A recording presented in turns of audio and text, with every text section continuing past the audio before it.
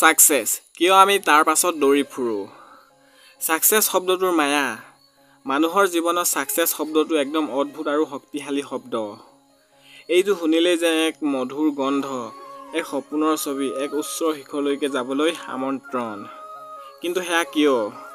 মানুহৰ মনত জন্মৰ পৰা এক ধাৰণা গঢ়ি উঠি যায়।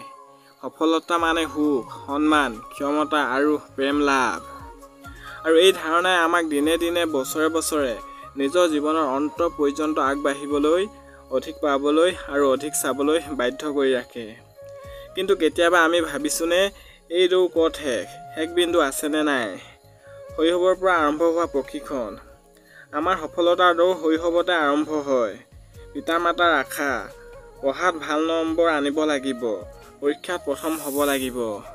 শিক্ষকৰ তুলনা, দেখা এই ল'ৰাই 90% পাইছে, তই কিয় নাই পোৱা? সমাজৰ চাপ, ভাল চাকৰি, ভাল ঘৰ, ভাল গাড়ী, এইবোৰকেতো সফলতাৰ মাপকাঠি হিচাপে দেখুৱাই দিয়া হয়। এইবোৰে আমাৰ মগজুত এটা নস্কা এৰি দিয়ে। যদি এইবোৰ নাপাওঁ তেন্তে তই পিছ পৰি থাকিবি। ফলত দৌৰ আৰম্ভ হয় প্ৰথমত স্কুলত, তাৰপিছত কলেজত, তাৰপিছত চাকৰিত আৰু জীৱনৰ শেষ পৰ্যন্ত। সামাজিক তুলনাৰ আগুণ। মানুহে কেতিয়াও নিজৰ মনৰ মাপকাঠিত সন্তুষ্ট নহয়। আমি সদায় আনৰ সৈতে তুলনা কৰোঁ। পৰস্পৰ ল'ৰাই নতুন গাড়ী কিনিছে, মোৰো লাগিব। বন্ধুটি বিদেশত চাকৰি পাইছে, ময়ো চেষ্টা কৰিম। আত্মীয়জনৰ সন্তান ডাক্তৰ হৈছে, মোৰো সন্তানেও হ'ব লাগিব। এই তুলনাৰ আগুণত সফলতাৰ সংজ্ঞা সদায় সলনি হয় আৰু আমি বেছি দৌৰিবলৈ বাধ্য হওঁ। যেতিয়া আমি এখন পাহাৰ চৰো, পাহাৰৰ চূড়াত উঠিবলৈ দেখোঁ, আগত আৰু ডাঙৰ পাহাৰ আছে আৰু সেই পাহাৰৰ নামো সাকসেছ। মিডিয়া আৰু বিজ্ঞানৰ মনোবিজ্ঞান। Television, social media, YouTube, Instagram সকলো ঠাইতে এখন সপোনৰ ছবি দেখুৱাই দিয়া হয়। বিলাসবহুল গাড়ী, সাগৰ কাষৰ ৰিজৰ্ট, দামী ঘড়ী, দামী পোছাক, যেন এগৰাকী সফল মানুহৰ প্ৰতীক। মানুহজনৰ মুখত এক প্ৰফুল্ল হাঁহি, যেন তেওঁ কোনোদিন চিন্তিত নহয়। এই দৃশ্যবোৰে আমাৰ মনত এটা মিছা বিশ্বাস স্থাপন কৰে, এইবোৰ নোপোৱালৈকে মই সুখী নহ'ব। ফলত আমাৰ দৌৰ মাত্ৰ জীৱন ধাৰণৰ বাবে নহয়, মিডিয়াই দেখুওৱা ছবিৰ সৈতে মিলিবলৈও হয়।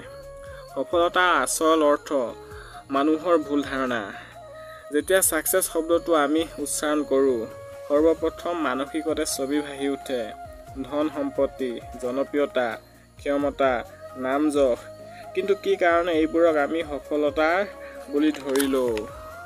আচলতে এইবোৰ হৈছে ফলাফল, সফলতাৰ মূল সংজ্ঞা নহয়। সফলতাৰ আচল অৰ্থ ব্যক্তিগতভাৱে সকলোৰে বাবে বেলেগ।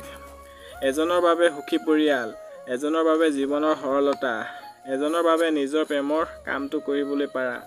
কিন্তু সমাজে আমাক এই স্বাধীন সংজ্ঞা নিৰ্মাণ কৰিবলৈ সুযোগ নিদিয়ে। দৌৰৰ ক্ষতিকাৰক প্ৰভাৱ। অবিৰাম দৌৰৰে ফলত মানুহে বহু ধৰণৰ মানসিক আৰু শাৰীৰিক সমস্যাৰ সন্মুখীন হয়। মানসিক চাপ, সদায় ভাবি থকা মই বেছি পাব লাগিব, সম্পৰ্কৰ ভাঙন, কাম আৰু প্ৰতিযোগিতাত নিমগ্ন হৈ পৰিয়াল বন্ধু বান্ধৱক সময় নিদিয়া, স্বাস্থ্যৰ অৱনতি, ঘুমৰ অভাৱ, অস্বাস্থ্যকৰ আহাৰ, মানসিক ক্লান্তি। অদ্ভুত কথা হ'ল, যাৰ পিছত আমি দৌৰি ফুৰোঁ, সেই সফলতাই শেষত আমাৰ পৰা সুখ কাঢ়ি লৈ যায়। কেতিয়ালৈ এই দৌৰ? সফলতাৰ দৌৰ এক দৌৰপথৰ দৰে নহয়, যাৰ শেষত এখন ফিতা ছিঙিব পাৰি। ই এটা অন্তহীন বৃত্ত। তুমি যিমান দৌৰিবা তাতো বেছি চাও। যেতিয়া তুমি ক'লা গাড়ী কিনা, আগতে সাদা মডেল দেখা পোৱা। যেতিয়া তুমি 50,000 মানসিক আয় পোৱা, আগতে 1 লাখৰ কামনাত সোমোৱা। ই এক মিছা গন্তব্য, যি কেতিয়াও সম্পূৰ্ণ নহয়। সমাধান: সফলতাৰ সঠিক সংজ্ঞা নিৰ্মাণ। আমাক সফলতাৰ সংজ্ঞা নিজৰ হাতত ল'ব লাগিব। সমাজৰ ওপৰত নাৰাখি নিজৰ মাপকাঠি নিৰ্ধাৰণ কৰক। কি লাভ কৰিলে আপোনাৰ অন্তৰ সন্তুষ্ট হ'ব? যি আছে তাতো সুখ পোৱা শিকা, যিবোৰ হৈছে আপোনাৰ বাবে বৰঙণি। সময়ৰ মূল্য।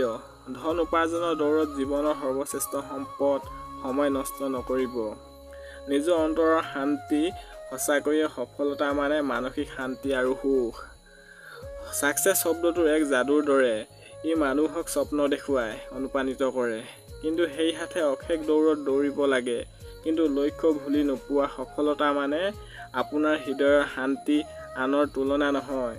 যেতিয়া আমি নিজৰ সুখৰ সংজ্ঞা নিজেই নিৰ্ধাৰণ কৰিম, তেতিয়া আমি সত্যকাৰ সফল হ'ব। ধন্যবাদ।